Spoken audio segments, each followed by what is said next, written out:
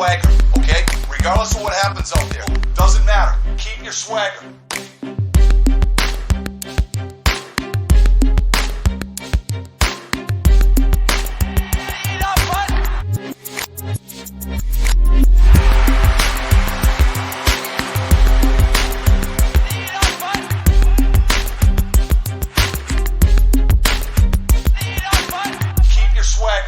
Hello, everybody. Welcome to the 5-Hole Fantasy Hockey Podcast. We're your hosts today, TJ and Raj. Hey there.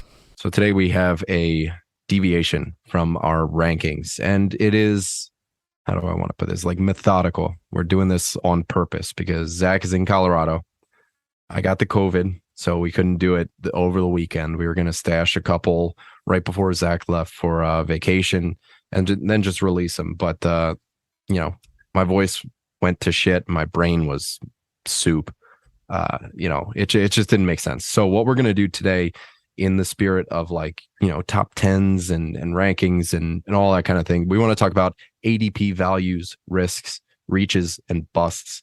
Guys that, going into draft season, we've been collecting these Monday mock ADPs all through the off season. We finally have Yahoo ADP as well. So we've put all of those together, the Monday mocks, the Yahoo ADP, we've combined them. We've seen what an average draft position is from skilled, full, no auto drafters in Monday mocks. And we've combined it with Yahoo, which anybody that's been in a Yahoo mock knows that after round 4, people start to disappear. It's a lot of auto drafts and you'd be lucky to get a full mock. So there's a lot of just ranking, padding, and all that kind of thing. So we're still taking that into account because that's what most people are going to be drafting on. That's what we got planned for you today. So we're going to be talking a bunch of ADP values / sleepers, some risky players that, inherently carry risk, and then busts, guys that we just don't like at their ADP that are going way too high, that we think you should either fade them, put them on your do not draft list, let somebody else deal with them at their ADP cost. So we're 5-Hole Fantasy Hockey. You can find us on Twitter at FHF Hockey. You can join the Fantasy Hockey Discord as draft season is ramping up. And one last thing, we're recording on Sunday night. Today, Monday, the 29th, it is the deadline for 5-Hole Listener League. So if you want to get in there, let me know as soon as possible. You can do that on Twitter, in the Discord, or just sub to the Patreon and inbox me in there. There's a $2 a month if you're in the US, $3 a month if you're in Canada. All those proceeds go to charity, and we want to do something good at the same time. So let's have some fun. All right, so let's get into it. I want to start off with some ADP values, guys that we like. This really should be the hook, maybe at the end, but values, risks, reaches, and busts in that order just sounded so fluent.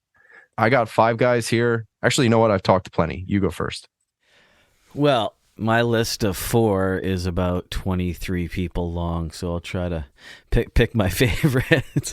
This is my favorite thing to do. I love looking at ADPs and trying to predict value. I mean, that's kind of the whole game. So you've been talking about, especially on Twitter lately, what part of fantasy is most important, whether it is the draft or whether it's your draft position or whether it's your what's the magic number. And I mean, there's no doubt that predicting value and drafting well is obviously a huge part.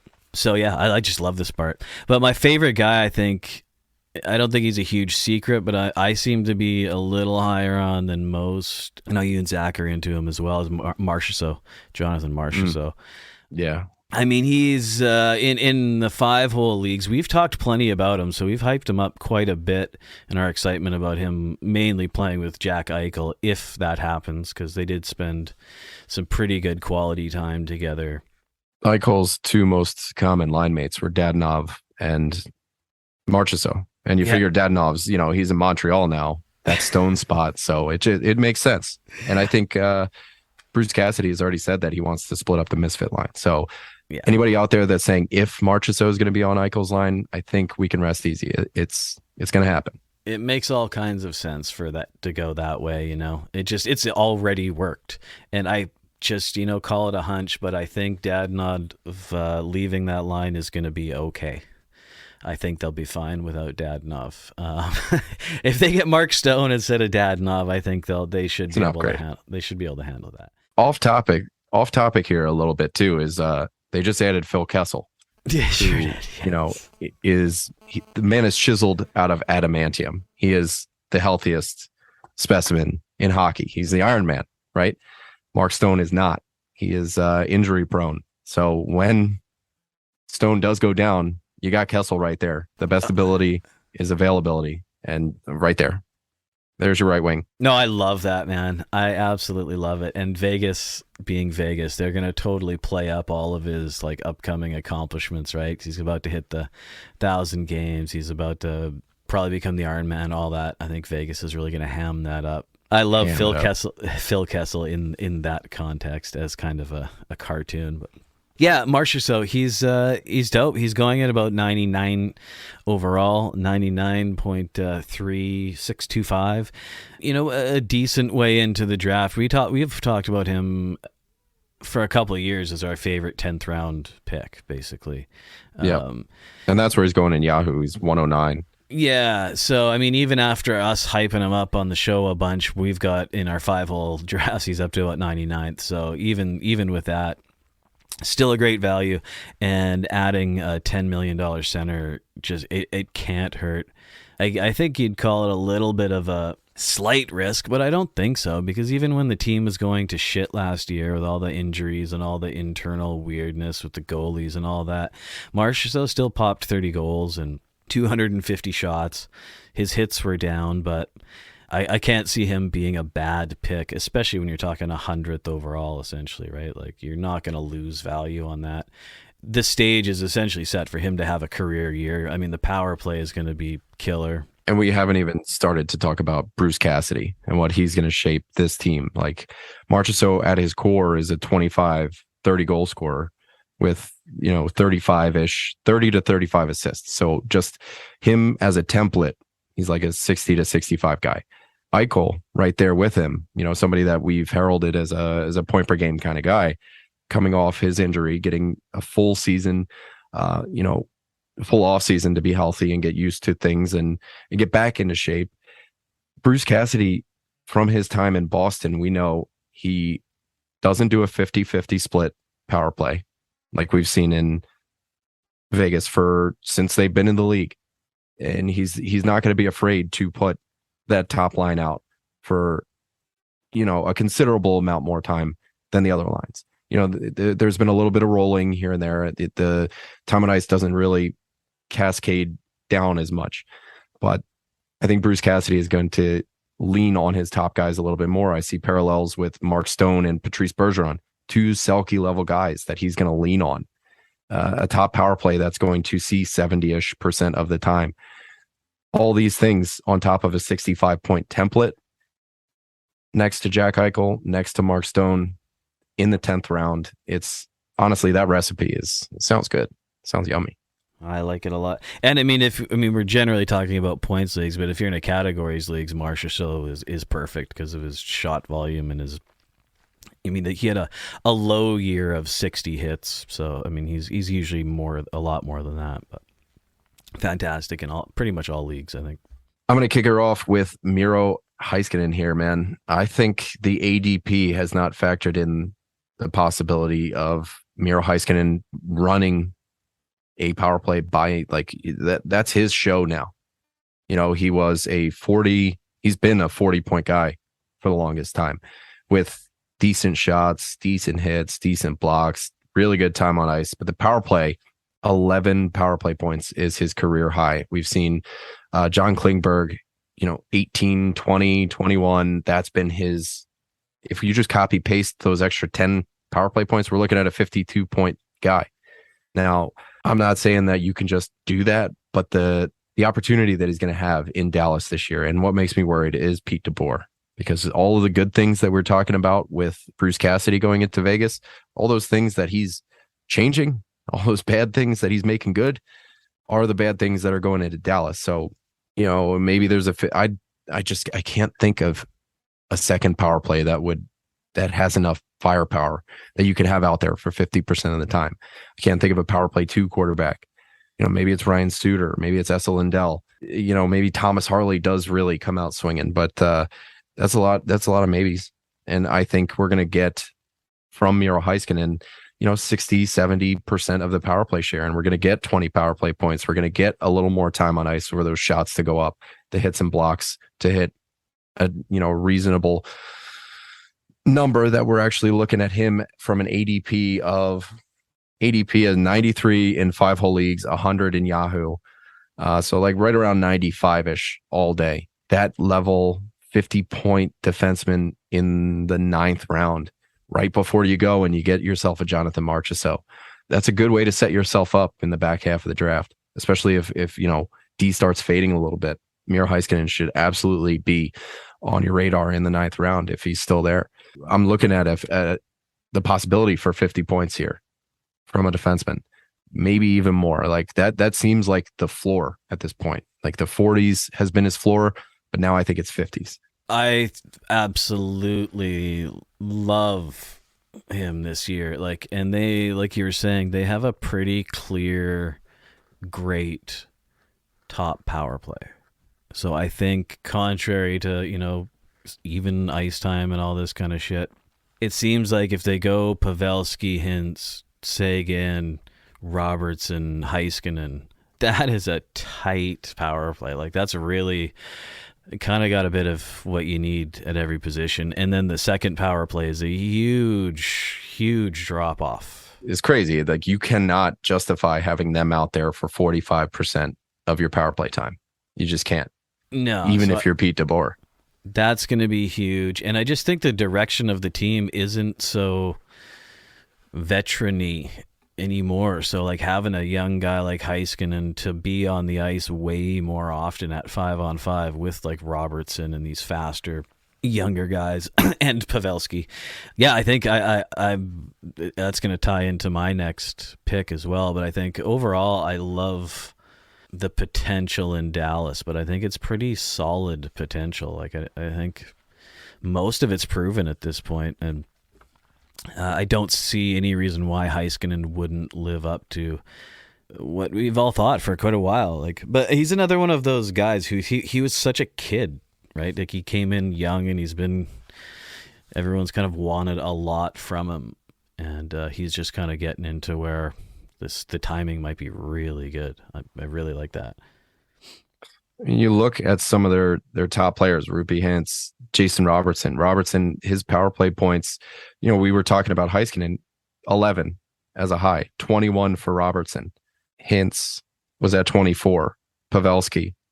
Like these are the types of numbers that we're going to have, that Heiskanen is going to start getting. 25 power play points for Pavelski. That's going to be the realm that Heiskanen is starting to live in. Like if he does everything he does and gets the top power play, he's getting those points. That's it. But there's no Klingberg there. So the time on ice share is going to need to go up as well. The necessity to lean on your number one guy is going to be there. It wouldn't surprise me to see 55 points from the guy. Yeah, no, I'm 100% on board with all that. Who's your next value? Well, right along the same lines, on the same power play is Tyler Seguin, actually. He's going at 144 in hours, so that's the end of the 12th round you're looking at. Even later in Yahoo, he's at 165. So yeah, I mean, you're talking like 12th round picks. Like you can end up dropping those guys, and it's fine. So even with the way things went last year and his slow comeback and all that, he still had 24 goals. He had almost 100 hits too, so like he's putting in some all-round contributions. 218 shots is less than you'd like to see from him. Like, we kind of expect him to be one of the big shooters. But like we've said, time and time again, he's had a year to come back, a year to get back into things.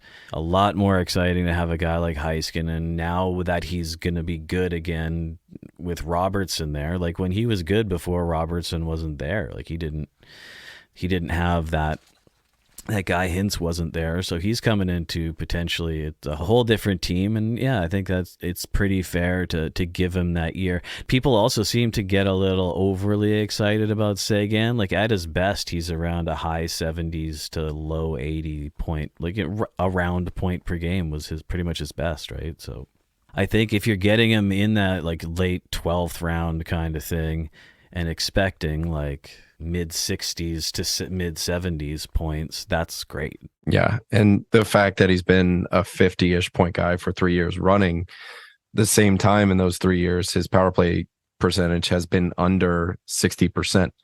And if we do see that power play go back up to 60%, those totals are going to follow suit. The caveat here is that his best years were seeing 20 minutes plus, which does not happen when your top line doesn't have Tyler Seguin on it.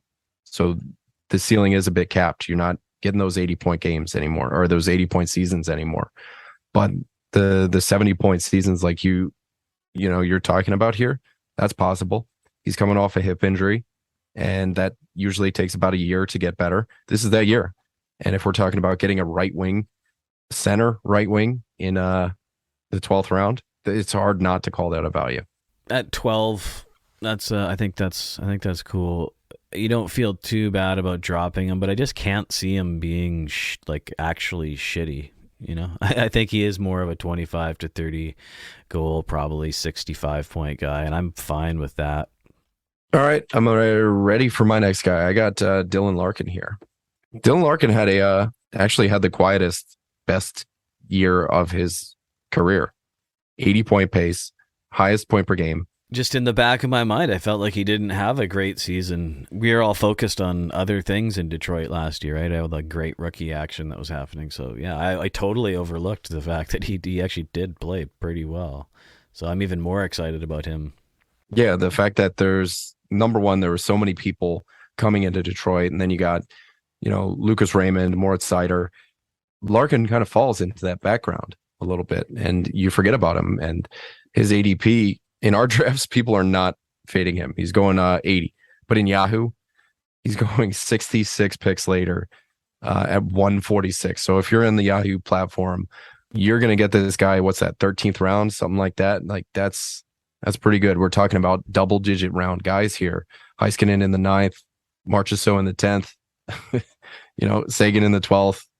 And then we're looking at Larkin in the 13th. We're building a back half of the draft here with all these values.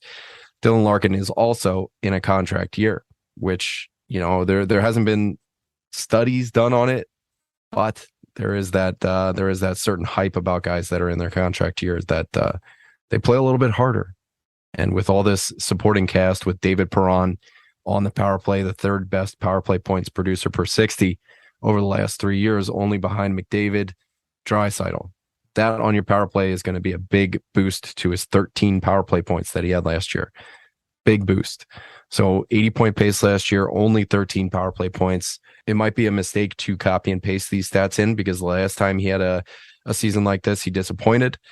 But last time he had a season like this, they didn't get better over the offseason. So, in the 13th round, I'm really willing to take a bet on Dylan Larkin fucking 0.97 points per game last year. Something that I'm definitely looking at if I can even think about getting close to 150 like he's going in Yahoo right now. Yeah, that's excellent. Another guy he's disappointed enough people over the last couple of years that he's getting way overlooked. It's gone sour. The whole team around him's gotten better in an exciting way. It's not like they added like workhorse kind of veteran guys. I mean, they did that too, but they have you're like, shit, we've got one of the best the best young defensemen going. We've got, Raymond, you got like guys like Perron, you got better goaltending. It's a pretty exciting environment. So I think he could realistically be feeling pretty rejuvenated, I think. Yeah. And I don't think that's something that you can really understate is this team has been bad for quite some time. Pretty much since Datsuk left. Now Stevie Y has put a stamp of approval, like, hey, we're pushing forward. We're working our way out of this rebuild now. So, couple that with just that vote of confidence, is going to play in Larkin's favor. I'm all right with him in the 13th round. I think that's serious value if you can find him just kind of crawling around in the 13th. Yeah, absolutely.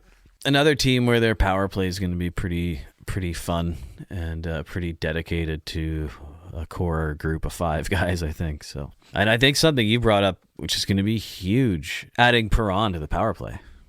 Yeah, he's quite good on the power play. Speaking of teams that got better, I mean, I wouldn't say risky, but I really like Chabot. It's hard not to. He gets undervalued every draft. He does pretty much every draft. I mean, another guy where it's a huge disparity between, people who listen to our show and then Yahoo. Because in our 5-hole leagues, he's going at 67th, which I still think is a good value. Much improved team, especially offensively. Yahoo, his ADP is 113, basically 114. Yeah, almost 50 picks later, almost. Yeah, so, I mean, there's a good chance that that's where you're going to be finding him is, in and above 100. So I think that's an excellent place. I mean, he's got another guy who's got all these young players getting better, new players brought in. I mean, the one thing they don't have is anyone to really challenge him. He's put in the time and earned the number 1 D spot on that team. And put in the time, like that's putting it lightly even. Well, exactly. Like think about the things that make Chabot great is the fact that he's out there all the time collecting stats left and right and left and right. He's going to be out there all the time with all of the improved people that Ottawa put together this year. He's going to be on the power play with the Brinkhead, with potentially Giroux. Like all these things add up for Chabot. Absolutely. And I mean, think it's probably a good idea if his minutes come, it sounds weird to say, but if they come down to like 26 a night kind of thing would be pretty It's insane pretty to say that. But I mean, you think about that. I mean, he hits 30 minutes. Like, it's not weird to see Thomas Chabot has played 30 plus minutes tonight. So yeah, I think his time overall is going to be a little easier. He's passing to actual players now. He's got like legitimate young studs, but the Brinket's huge, Giroux's huge. All around, I just think every aspect of his game is going to come to fruition all at once here. So I'm really high on him, and just some people know about him for sure. A lot of them in our listener leagues, but particularly outside of that, it seems like people are not paying attention to Chabot. So definitely keep him in your queue. Before I move on to my next guy, I wanted to highlight who is directly below Thomas Chabot in the ADP. It's Conor Hillebuck. 2 years ago, he was a top 3 goaltender. Obviously things in Winnipeg aren't going so well, but what we do have is a volume goalie, a true volume goalie, going at a similar ADP, close to 100. And this is in Yahoo too, where goalies are going way higher than they are in our 5-hole leagues. And what I like about Hillebuck is purely volume. So if you're in like a categories leagues with wins and saves and save percentage, that's a volume league. If you see Hillebuck out there, just a real quick value play on that one. My next guy is Clayton Keller, who's going at an ADP of 124 in 5-hole leagues and 142. So there's an 18 pick disparity, but I think in both cases you're getting value. There's a right wing bonus with Clayton Keller, and not many people like to touch Arizona, despite the fact that Keller came really, really close to point per game last year with only 11 power play points, 77 point pace, put up 63 points in 67 games. Turned it on like crazy in the second half too. What did he have? He had 28 points in 20 games and then added another 2 in his final 6. So we're looking at 30 points in his final 26 games, over a point per game to finish the season. Yeah, he went 20 points in 20 games the quarter before that. So he had 13 and 21. The rest of the season, he was over point per game or at point per game. This is a right wing you're getting late. Right wings dry up fast. Clayton Keller, not much happened in Arizona. Not much happened. They lost Phil Kessel, which take that for what you will on the power play. But what what you're going to hear, what the narrative around Keller in Arizona is going to be. Well, there's nobody there to play with. There wasn't last year either. And Clayton Keller still put up 77 points. They don't really have a center. Nick Schmaltz is going to do Nick Schmaltz stuff, which, depending on what month it is either really great or kind of boring. But Clayton Keller was consistent last year. For him to go close to point per game again, I think is a fair enough bet. His 3-year average is only 60 points. But you're looking at, what was that, 150 ADP? If you can get 60 points, for actually like 130. So, we're talking about the 11th round again. In the back half of the draft, I've gotten him as late, I think, as like 14 or 15, which I thought was tremendous value at that point, especially when right wing dries up the way it does. Keep an eye out for Keller too. Yeah, I definitely fall into the category of avoiding Arizona just by not good reasons. Usually it's just like, Arizona, fuck no. But yeah, and it's as easy as that. Like, that's exactly what goes through the mind of somebody that sees Clayton Keller and then just keeps on scrolling. For sure. And as a result, they're often a great source of streamers. And he could definitely be worth a value pick for sure. And I mean, if he's going to return somewhere around point per game, what's funny, right? Like we're talking about him going super late and being 70 to a point per game kind of situation. You're pretty much saying the same thing about Elias Pettersson, right? Like, yeah, realistically, that's not that much of a leap. So I think, where's Pettersson going? He's going in like the 6th round, 5th round. Yeah. And he's a center. Exactly. So it's a great point. Great point. So yeah, he's one of those guys where I know I have to personally bite down when I see Arizona, but there's definitely going to be some good picks in the mullet arena. Oh yeah. I fucking love that. There's going to be they're going to have great t-shirts if nothing else. I'm almost upset that Kessel moved on the year they named it the mullet arena. Imagine that. All right, buddy, you're up.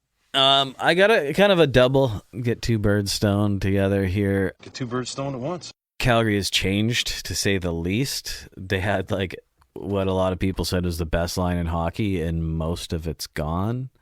But maybe in a weird way got better. So Calgary's really interesting. So on the whole here, I'm looking at Mackenzie Weegar, who could potentially run the power play. Like, they've tried so many guys running the power play and nobody's really done it. Having said that, Uyghur's never really done it either, but he didn't really have the opportunity. Obviously, they have a great power play quarterback in Florida, so he wasn't needed to do it. So I'm certain they'll give him a shot at it. So if he gets some time there, that's a huge, huge bonus. But even so, the top 6 is so good there.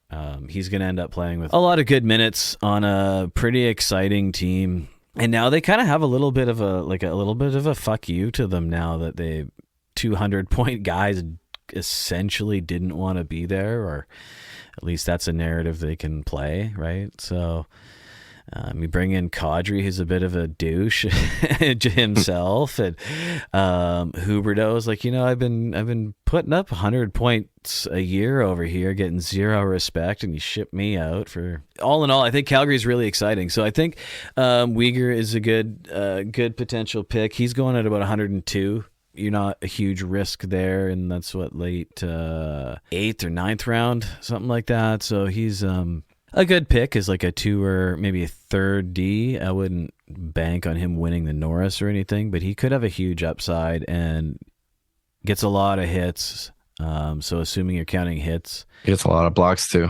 Yeah, and considering his situation, he was shooting quite a bit, like not being the go-to shot guy. So it was 203. Oh, great. 203. A high floor and a pretty exciting upside. I think the upside is not guaranteed, but I think, again, the floor is great.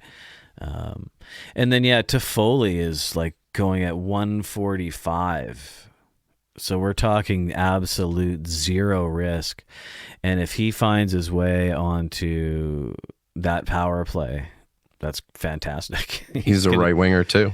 Right wing bonus. Exactly. So if you're getting a guy who might be on what has to be a very, very top end power play, playing pretty good minutes in a great top six there, usually shoots a lot, usually hits a lot. And like I said, like he's going in way, way, way deep, right? End of the 12th, start of the 13th round. So yeah, zero risk. If you're getting a right winger there who could get you 65, 70 points, I'm definitely stoked. I want to comment on Uyghur and his floor. He, over the last 2 years, is sixth in even strength. Actually, 5-on-5 points. Even strength might even be higher, but even strength. Now, power play is a huge part of it. Like you look at the number one even strength producer, Kale Mccarr, 62 points over the last 2 years. His totals are higher than that. Power play is going to do it. So the floor for Uyghur over the last 2 years, 45-point pace this year, 55-point pace last year. Obviously, playing with Ekblad and the high-powered offenses that attributed to it, right? So his even strength partner might not be as skilled as Ekblad, but you still have a similar cast of characters that you're going to be sharing even strength ice time with. So that's his floor if he gets the power play. So this is just nothing but bonus here if he gets the power play. So you're drafting him at his floor, and it's still, in a way, it's value. If you're in a Cats league, it's certainly value because of the hits, the blocks, the shots. If he gets the power play, it's tremendous value because they've tried Anderson. They've tried Hannafin. Anderson seems to do it the best. No doubts there, but I think they are going to try Uyghur. He's going to get his hand at it. He's going to get a crack. So, 45-point pace last year with the power play, like this could be really interesting. Really, really interesting. I like that pick. My next guy is Vinnie Trojak. I don't even think this is a risk anymore because I think Trojak is pretty much a lock at this point for number one top power play, to play with Artemi Panarin, who over the last 3 years is like putting up the same amount of points as Nathan McKinnon. Not the same amount of goals, but the same amount of points. His ADP in 5-hole leagues, 9th round. In Yahoo, it's 154. I'm not trying to do that math right now, but it's 40 picks later. So it's like 3 rounds later. So I guess 12th, 13th round. But let me tell you this. So Ryan Strome last year, he was on the top power play. He was playing that right-hand side where Trojak had his breakout year in Florida. He had 14 power play points. Trojak last year on the top power play in Carolina only had 12.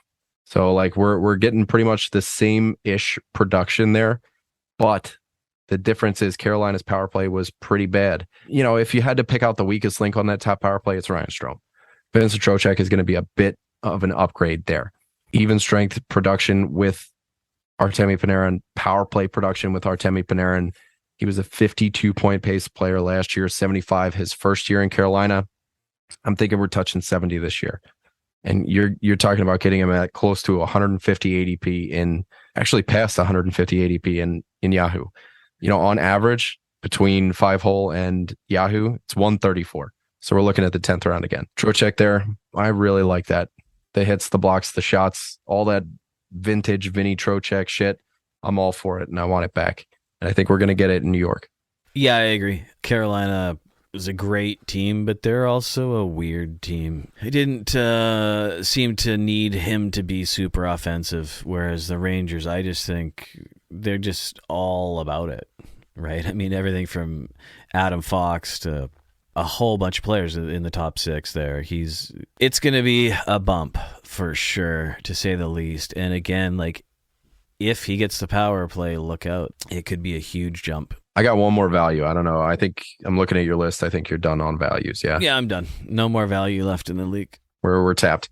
I got one more though, and it's Werenski, who in 5-hole leagues, he's going, I think, where he should, 65. But in Yahoo, I'm seeing him at 97, close to 100 ADP at this point.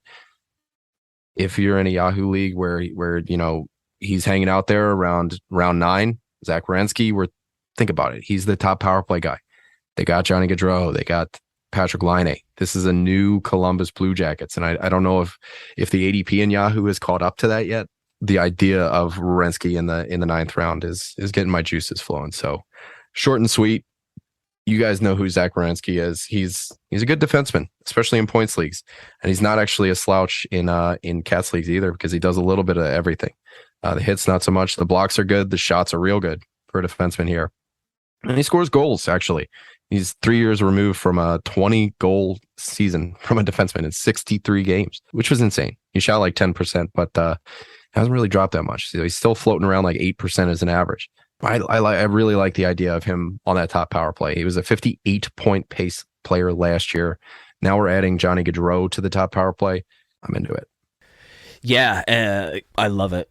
Just another team that we kind of mentioned, like Arizona, like Columbus gets that a lot too, right? We're like, Columbus player, do I even want to bother looking? They just have that stigma about them. So Werenski gets zero respect, and he's great and can only get better. Like Gaudreau, Line, it just has. I know we're putting a lot of hopes into that, but it just has magic written all over it. Really, like that power play could be sick, and I can only assume they'll play 23 minutes of 5-on-5 together as well. So I wonder if it's a function of his shortened season. Like he gets hurt here and there. Now, 58-point pace, that's 48 points in 68 games. So I think maybe that's why he's getting faded a little bit. Like the actual points are different than the pace. But if you know the pace, you know the player, you know the team, you know the deployment, I really like Werenski there. Mm-hmm. All right, let's bring it into risks here, guys that we think are a little bit risky. There's a ton. I'm looking at your list. I'm looking at my list. I wanted to throw out this guy, Andrei Kuzmenko, who's going onto your team. Like I spent some time on Reddit today. Somebody's like, oh, he's going to be the next Panarin or Kaprizov. That's fucking risky, dude. I don't like that. I don't like that one bit. Yeah. I'm not of that ilk. No. And a lot of people are like kind of putting him into their like sleeper just because he's a Russian import. So I don't know. I'm not there for that. I mean, if you want to pick him up in the last round and see what happens, and you have bench slots, then fine. But it doesn't happen where somebody comes into the league and out of nowhere is fucking Artemi Panarin, right? When that's happening. And Kuzmenko is he's not that kind of player. Like you knew when Connor McDavid was going to be Connor McDavid, and Sidney Crosby was going to be Sidney Crosby, right? Like these players don't just all of a sudden become incredible. He might be good, that's for sure.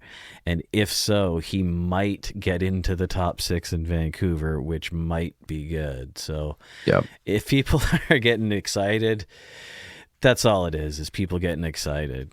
Keep him on your sleeper list. He can be a last round flyer, last few rounds. Take that risk. That's fine. That's not really a risk, because those last few rounds are going to be the guys that you churn, that you spend the first 2 weeks understanding their role on their team, and you can make the decision whether or not to drop them, the guys that aren't huge investments.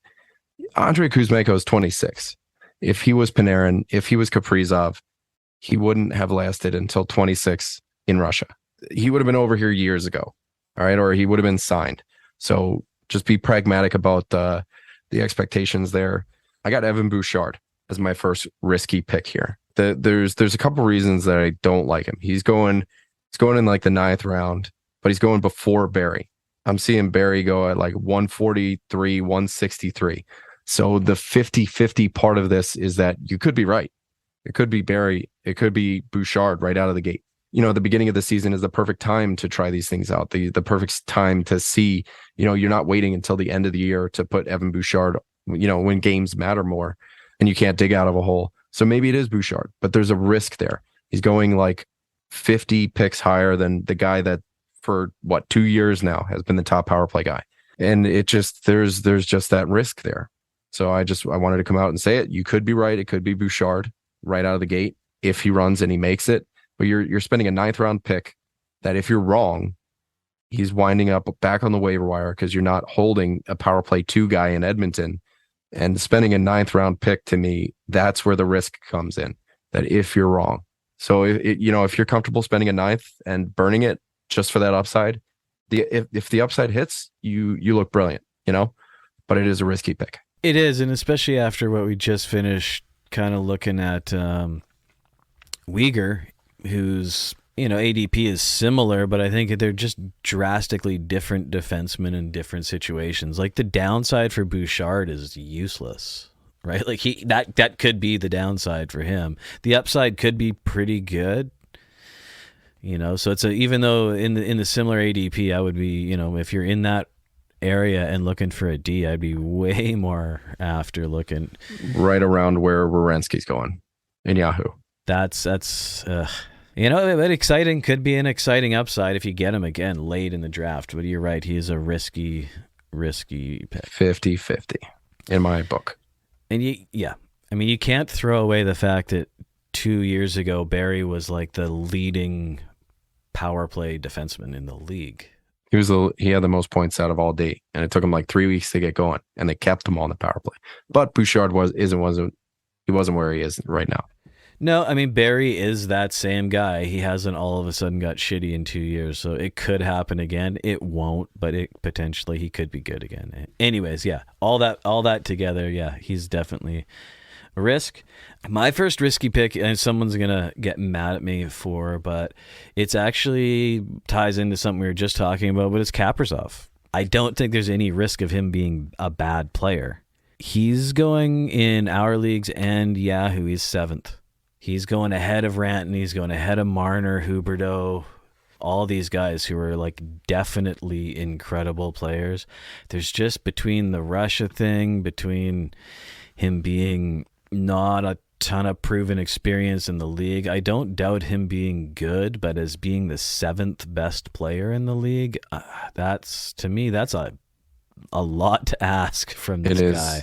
It is risky. We don't have a huge body of work on him. I typically like to put guys that jump into the first round on like a 1-year quarantine probation. Like I'm not going to touch him. I'm going to wait and see how this year goes. Next year, I'll decide whether or not they are first round material. That being said, I like Kaprizov here at 7. So but you're not wrong. It isn't clear of risk. You know what I mean? So I see where you're coming from. Yeah, and then don't start taking that as me saying Kaprizov is not good. I think he's fucking amazing. He's absolutely incredible. Don't hear what Raj isn't saying, guys. But just 7th, I mean, if I'm picking 7th overall, I want a great for sure player. He's definitely one of the best and could very well finish in the top 7 for sure. No question. But I think there is just a bit of a risk there. And when I'm seeing the other options at that time being guys like Marner and Rantanen and Huberdeau, I mean, I'd throw in the right wing aspect of it, and you're looking at all things considered, I think it's more risky. The positional scarcity. Exactly, and that's what the experts want. That's what the experts want. So scarcity, not scarcity. I was violently schooled about the pronunciation about this. All right.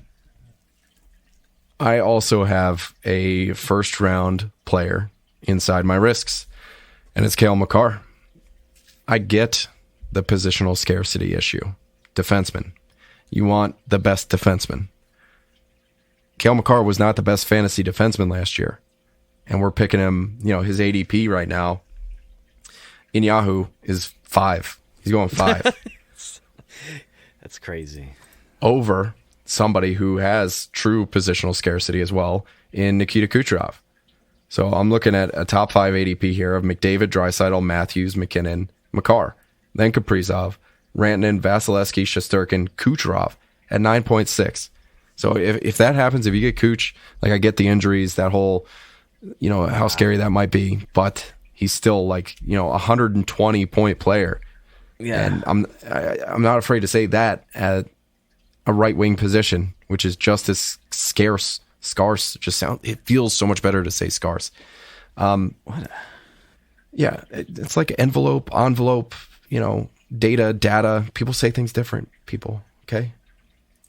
It's a bunch of fucking no doo booted, I guess. But anyway, so Kale Mccarr, just him going at 5 scares the crap out of me. especially considering the guys that are going in round 2. I'm looking at like Adam Fox's ADP of 24. So he's going at the 2 turn, in fact. So, yeah, even in round 3, I'm looking at Roman Josi at that same turn, right around Adam Fox there. And guys like Victor Hedman at 21. So I like the guys in round 2 just as much as I like Kale McCarr without spending a first round pick. Yeah, you're sacrificing too much by not taking an elite forward. There's just no do to boot it. Like, I do not doubt that Kale McCarr is the best offensive defenseman in the league. Like, I don't think there's any question. Probably. I mean, he hasn't been yet. I mean, I think all signs point to the fucking for sure he's going to be this year. But at the same time, you're sacrificing. I mean, the 5th overall, like, scarcity aside, I mean, I'm sitting here looking at guys like Chris Letang going 44th. Right now you're talking about taking a D in the 4th round, maybe 5th round, who's going to be fairly close to McCarr in overall fantasy points, and you're going to have 4 elite forwards before that. You know what I mean? Like, people get too excited about, oh, Kale McCarr is the best D and defensemen are rare and blah, blah, blah. Yeah, but you're sacrificing so much. Like, the VORP, like, I that's the argument I always hear, value over replacement. To me, the guys that are in round 2 are replacement players. For sure. For Kale McCarr. Adam Fox, Victor Hedman, Roman Josi, the guy that was the number 1 fantasy D last year. These are guys that you're getting in round 2 that are this, better value as a replacement player in round 2. So for me, Kale McCarr is on my do not draft list if I'm in the top 6 of a 12-man team. Back half, sure, I'll consider it. But I still like some of the forwards that are happening there, especially, well, I guess if I'm on the back half of a turn, I'm probably not taking an Adam Fox at like 13, 14. So the back half, I would touch Kale McCarr there and get a, Artemi Panarin or one of the second round forwards in round 2. Yeah, I mean, I'm looking at John Carlson in round 3, right? Like, he's a perennial top 5. Yeah. Usually top 2 or 3 offensively. I mean, yeah, I just think he's just not as exciting, He's not flashy. You have to give up so much to get a McCarr. It's probably not going to be worth it in your league, I would say. Yep. So, yeah, I mean, that's a risky risk you took there, but I think it's correct 100%.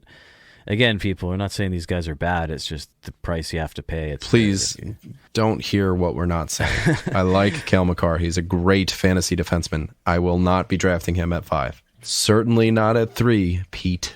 That's I'm gonna pre-caveat my picks of, like, not saying they're bad, but they're risky. Could get risky for me walking down the street, but I think Pettersson and Besser as a duo. I mean, Pettersson is a guy who everyone says is amazing, never hit point per game before.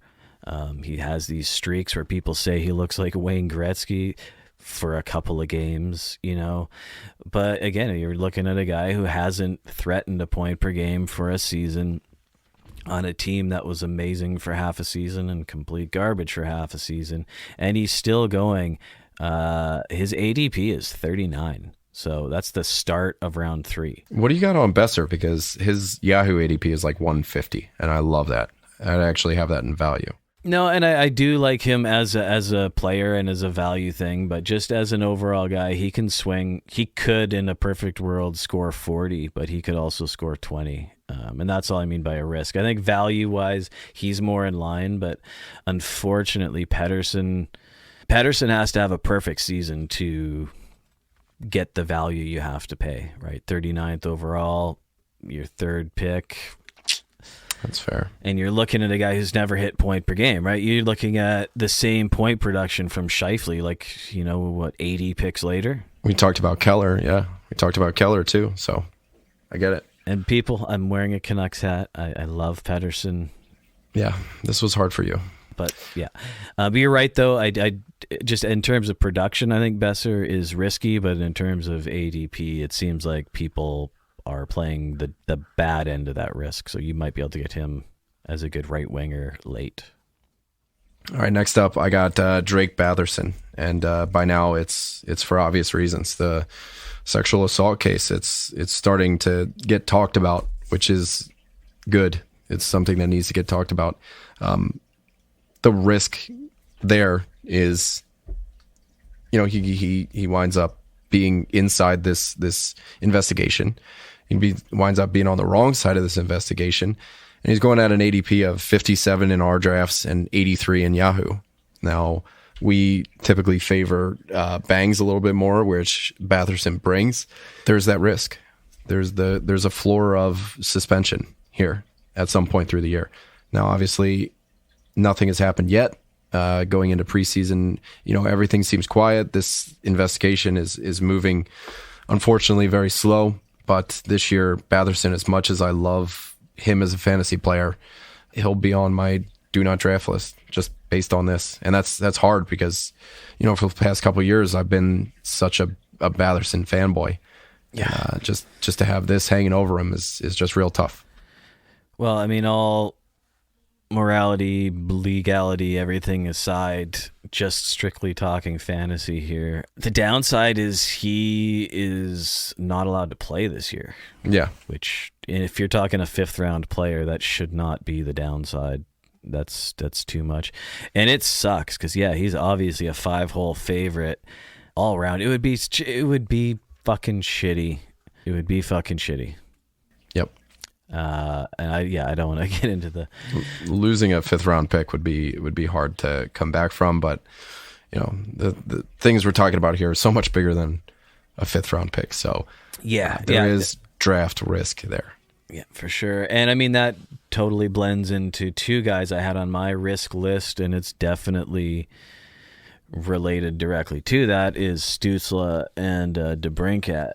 I mean, that obviously changes the shuffle of lines, and, we're not trying to be immoral or whatever, but it could be good for Stützle, right? Because he is a bubble player, especially getting into the power play. I mean, I think they have enough players there that he's going to end up playing with good people, but the more guys who go out, the more gooder it is for Stützle. I think the reverse is true of DeBrincat, though, because he's obviously sort of going to be the number one go-to goal scorer there, and I think he wants to spend a lot of time with Batherson there, so I just think that throws a whole wrench into a lot. Like, that's the kind of thing where if that happens, if that goes down, it's also a real downer. Like, it's not a good way to go out.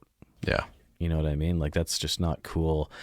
And hopefully, for everybody's sake in Ottawa and everybody involved and all that, like, it's just like, which will not happen. I was going to say, hopefully it's just the legal stuff is dealt with properly and quickly, and we can, move on from that. But yeah, I can only imagine that puts a real damper on everybody in Ottawa, unfortunately. So it's definitely put some risk on all those guys. Next up, I got Jack Heichel, and this one is just which kind of Jack Heichel do we get? You know what I mean? So I got Heichel going 31 in our leagues, 43 in Yahoo. So we're talking about a 3rd round pick here. Could work out, could be a value, or actually, it's hard to beat 3rd round value at this point, but he could do it. But it is that risk, and I'm happy he's not the 2nd round-ish, because I'd feel a lot more risky about it. But 3rd round, 4th round, if you can get him in the 4th at 43 Yahoo ADP, he's getting real close to a 4th round in like a 12-man team. So I'd feel good about that. But you don't know what kind of Eichel you're going to get. He's going around guys like Jason Robertson, a tried and true point per game guy. Mika Zibanejad, Gabriel Landeskog. We're taking a risk, taking a bet on Jack Eichel here in the 3rd round over these other guys, which I think this lends right into your guy too, because I was just about to talk about Johnny Gaudreau being in kind of the same range. Yeah, well, I mean, I've been kind of picking up on these duos, right? And Laine Gaudreau is another one we're excited about. A lot of people are excited about. Could be amazing, but there's always the potential that these things just don't work. And if you want to say Laine Gaudreau is a sure thing, there's a million ways you can make that seem like it makes sense, and I think it does. But there's just always a risk there. They're in Columbus. They've never played before. There's a risk. There's just a risk. You look at Gaudreau a couple years ago when he went from having a 90-point season to a fucking what the fuck's going on season the following year when Calgary's whole team did that. Again, probably won't happen again, but it's happened to him before. And the same thing with Laine has had a couple of times in his career already where it's been like, great, fresh start on a new line or fresh start on a new team, and it's just like, oh, but nothing happened. So he's had a couple of false starts. This could very well be the one that really works out, but I'll be really sad if this one doesn't work out. I've never honestly liked Johnny Gaudreau before, but there's something about this duo I think will work, but it'd be silly to pretend there's no risk involved. And I think some people are fading Gaudreau because of the Columbus name in front of it. Other people are pretty excited about it too. So you just got to watch where these guys go. And I think it's going to work out. I love Laine's ADP. Gaudreau, I could see the argument there, but Laine looks really good. Yeah, Gaudreau's at 33. So that's, again, probably a great value. And if he hits 100 points again, that's a crazy good value. If he dips down to 70, then that's a big swing, and it's all potential. All right, let's move into reaches here. First up for me is Jeremy Swayman, and this one is not so much in the 5-hole. It's in Yahoo. He's going close to like 6th round. I think it is 73 is his ADP.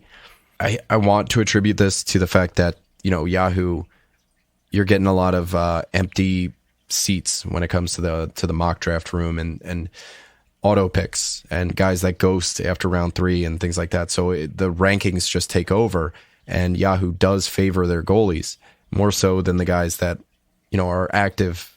The 5-hole, the ADP there is 167, and I think that's a little more informed. I might be okay drafting him a little higher. Swayman's a good goalie, but what is the ceiling? Good stats for 45 games where, I'm not, that's not for me inside the top 100. So to me, Jeremy Swayman is 100% a reach in Yahoo here. Yeah, it seems so. Another guy where he is a great goalie, but I think you're right. When it all shakes down, you got to be realistic at what his share is going to be, what it's a share of, blah, blah, blah, blah, blah.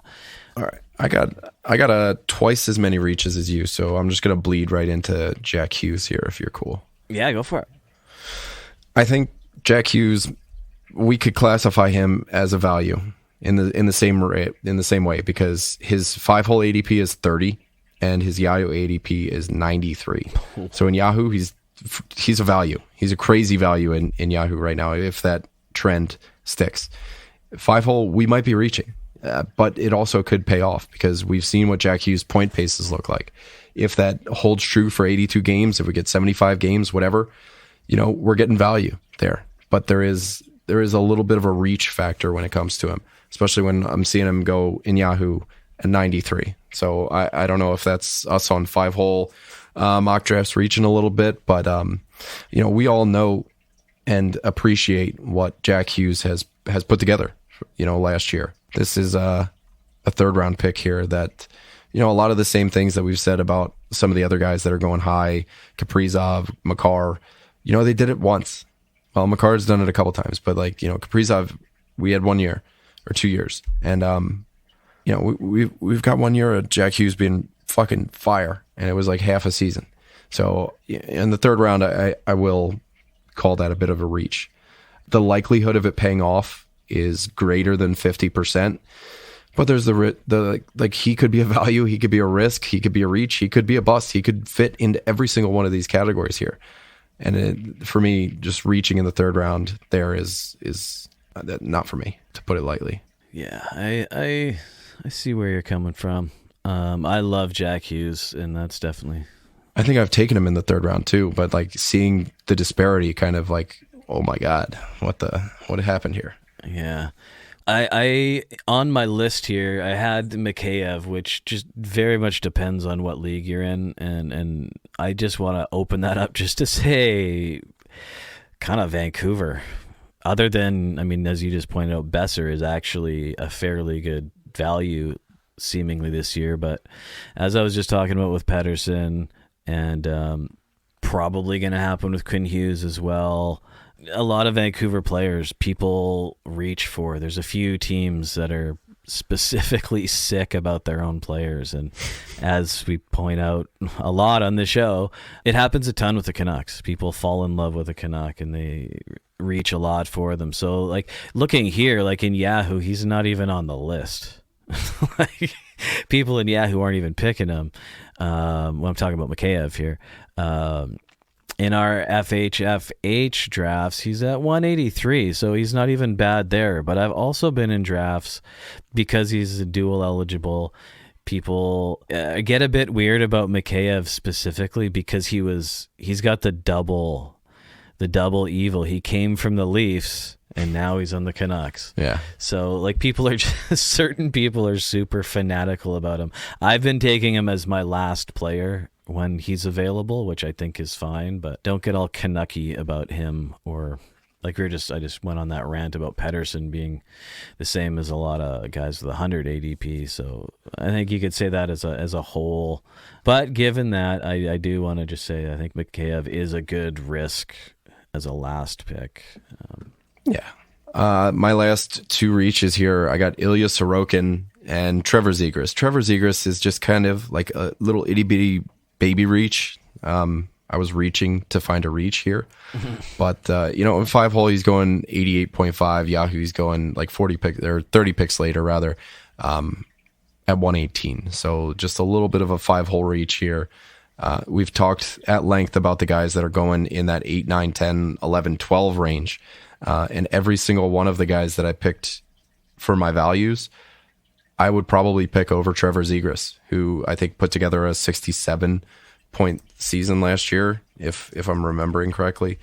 And albeit that's a really good season. Yeah, 67-point pace there. I talked about Werenski, who could hit 60 points as a defenseman. Keller, who's going way later, who put up 77 points last year. Larkin, who put up an 80-point pace last year. Heiskanen, who, just based on the scarcity of defensemen, you could be drafting in the same range. For me, I would be passing on Trevor Zegras in like the 8th round, and then Sorokin. This one's I think it's just Yahoo going crazy with their rankings. He's going 2nd round or 3rd round, early 3rd, at 28.6 in Yahoo and 71 in 5 hole. I think it's a little more pragmatic, him being closer to like 60, 70. He's going to be a good goalie. He saw 53 games last year. He's probably going to see around the same. New York doesn't have that crazy shit road trip to start the season, so there's a good chance for them to hit the ground running and kind of build on what they had going before last year. Because they were Eastern Conference Finals for a long time. Like, we haven't seen that kind of fall. Montreal did it, which was amazing, because we were talking about Petrie as like this crazy steal without Shea Weber last year, and then they are the worst team. They go from Stanley Cup to worst team. The next closest was the New York Islanders. The bottom fell out, and it was weird, and I don't buy it. So, new coach, new voice. I like Sorokin, but I don't like him as an early 3rd round pick in Yahoo. Yeah, I agree. I think that's rich. I actually have 2 more because I just found another one. David Perron, and I'm going to also say it's a risk or a reach I'm probably going to be making myself. In 5 hole, he's coming in at 108, whereas in Yahoo, he is 152. Yeah, so, I'd like him there. So a huge disparity there. I think 108 is pretty high. Yeah, 9th round pick. Again, we're talking about guys that we talked about in our values, like Marchessault, Sagan, Shabbat, Uyghur, Toffoli, Trojak, Keller, Larkin. All these guys going ahead, or going after, actually. There's a few guys in that list I would rather have than Perron, but on the flip side, if you're looking at 150, I mean, now you're talking, that's a great value. So Perron seems to be one of those guys where there can be a wide range in where he's picked. So if you're playing with 5-hole folks, he's probably getting maybe overdrafted. If you're playing with your normal friends, you're probably going to be able to pick him up in one of the later, 12th round ish. The problem with Perron that I have is he's a power play merchant. He's almost like a Tyson Berry as a forward. Like half of his points were on the power play in St. Louis. So, you're moving to Detroit. It's a good situation, but it's not as good as St. Louis. So, 70-point pace last year, obviously 57 points. He wasn't able to complete a season, but I don't know. It does feel rich in the ninth when we're talking about guys like Marchessault going around later that are just so much more appealing. Like I would rather reach around earlier for Marchessault than take a swing on Perron in the ninth. 100%. Now, this the last one, which I just noticed is kind of the reverse of that, which is Claude Giroux. In our leagues, he's going at 100, which he could have a great season, but he is, old. But in Yahoo, he's going at 54, so he's going a lot earlier in a lot of leagues. So I would not be making a big reach like it seems like. I don't know if that's a weird auto draft because of his ranking or something, or if that's just noobs being super excited in Ottawa or something, but that's crazy. Shiny new toy, that whole factor really plays. Like I noticed NHL.com does it a lot. As soon as somebody gets traded, boom, hype train, leaves the station. Yahoo kind of does the same thing a little bit. Round Who's a 70-point pace? What? Round 4 though? Come on. For Giroux? Yeah. Oh, that's way too high. Way too high. Did. Yeah, I think there's definitely a hype train going on there. He had a good season, right? But he hasn't had a great season since 2018-19. So like he hasn't had a round 4 season since 18-19 and 2017-18. So definitely a reach there. All right, busts. I got 3 of them, and then basically all goalies by Yahoo.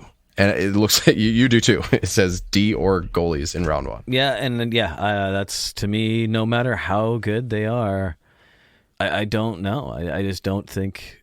I wouldn't even say I don't think. From all of the research, you've done a ton of research this offseason into actual results and actual things that happen in real life drafts and all that. And it just doesn't usually ever work out for a D or a G to be good option in round 1. Like for a while, everyone had Vazzy in that spot. And I don't know. I mean, that's basically what spurred the whole 0G movement is like, yeah, he's probably definitely the best goalie in the world. Kale Mccarr is probably the best defenseman in the world, but it's not what you're talking about here. Just when you break it all down, this is fantasy hockey, and forwards are the best at fantasy hockey. There's no question about it. And you're not taking an elite person, an elite at the most elite position for fantasy, to take someone with just doesn't have the same upside. And it's, scarcity aside, it's just not usually a good idea. So I'd say any D or goalie in the first round is a bust. My first bust, and again, I want to preface everything by saying don't hear what I'm not saying. I'm not saying Chris Kreider is bad. I'm just saying he is not a 3rd-round pick. He is going at an ADP of 26 in Yahoo. Do not take Chris Kreider in your 3rd round. Please don't. Please don't. I won't. Don't really need to say much more to that. No, I won't be doing that myself. And for myself, honestly, I don't feel the need to explain any of my busts here, so I'll just say them. I mean, like Duchesne, if you're thinking last year was Duchesne. I had him too. That's not Duchesne in real life. That's a weird thing that happened in Nashville last year, and great for all of them, but that's not happening again. So Duchesne is just going to be a bust. Pacioretty, he's going to be hurt for a long time. So if you got a bunch of IR spots, I could get behind it. But I mean, Chris Kreider is he's going 46 picks later in 5-hole. Pacioretty is going. I wonder if I don't even know, because Yahoo ADPs, they opened 2 weeks ago. So we have 2 weeks of data. I'm pretty sure Pacioretty has been hurt for a large part of that 2 weeks. I'm not certain, so don't quote me on that. But he's going 22 picks later in 5-hole drafts. And I guarantee as soon as that news came out, he stopped going in our drafts. Stopped. But 54 in Yahoo, what's that, 4th round pick? Don't do it. Crazy. And then Matt Duchene, man. He's going 74 in Yahoo. So what's that, 6th round? Something like that. I mean, it's not insane, but it is. Like, there's just so many better players who are definitely better than him. That's all, I guess I think that is kind of insane. Yeah. Congratulations on a great year, Matt Duchene, but it's not happening again, buddy. Duchene and Kreider were both like the most highly unsustainable players last year. Every single episode for the Tuesday Trends, we were like, nah, I don't buy it. It's not happening. And then it did. So, the chances of that happening after 4 months of a layoff is the momentum is probably gone.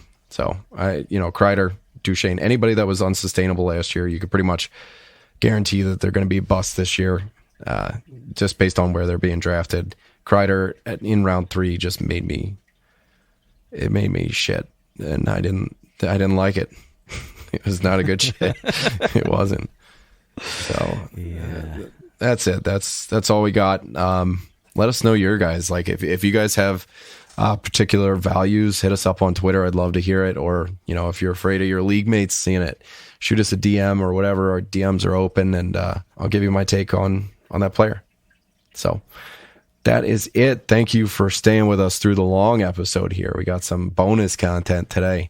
But later on this week, I got an interview with Kat Silverman hitting your feeds. And then next week, when Zach gets back from Colorado, we're going to be back into the rankings. And then we got our fantasy crash course, which, I'll do a little shill for that. We're crowdsourcing, stuff for this fantasy crash course. If you're a new GM just getting into fantasy hockey, if you're a intermediate or a veteran guy that just straight up has a question, think about this as like a general mailbag. We're not looking for league specific, like who do I keep in my league? No esoteric questions. So, but we do want questions that are like, what do you think of stacks? How do you evaluate a player? General questions like that. How do you know when it's time to cut bait with somebody? How do you set up a league? What's good settings? What settings do you like? Not like, that, general questions. I think it's fair to say it would be nice to hear from newer GMs with some more general questions. We spend a lot of time deep diving into heavy nerddom. And so anyone who's, has more general questions, like you mentioned, how to set up a league, what are good scoring settings, anything like that, I think is fair game.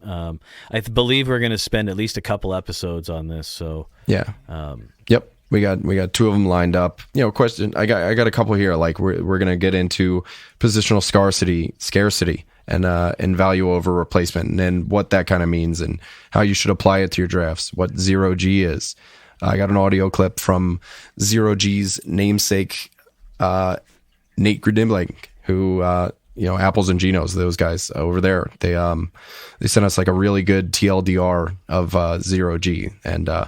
What reaching is, what like punting categories is, and how that's beneficial, or churn and burn. How much of your drafted roster should you be like planning to stream out, and streaming, exploiting the schedule, roster maximization, all these little nuances that entry level GMs don't really have under their belt. Like we want to find you guys, we want to help you out, we want to get some questions for the intermediate, for the veteran guys. We're not doing dynasty questions on this one. We did our dynasty series, so this one's just going to be redraft. Hit us up, it's a mailbag, so chirp us on Twitter at FHF Hockey. Hit us up in the Fantasy Hockey Discord. We got a channel specifically for this, so drop them in there. Until next time, we love you. Love ya.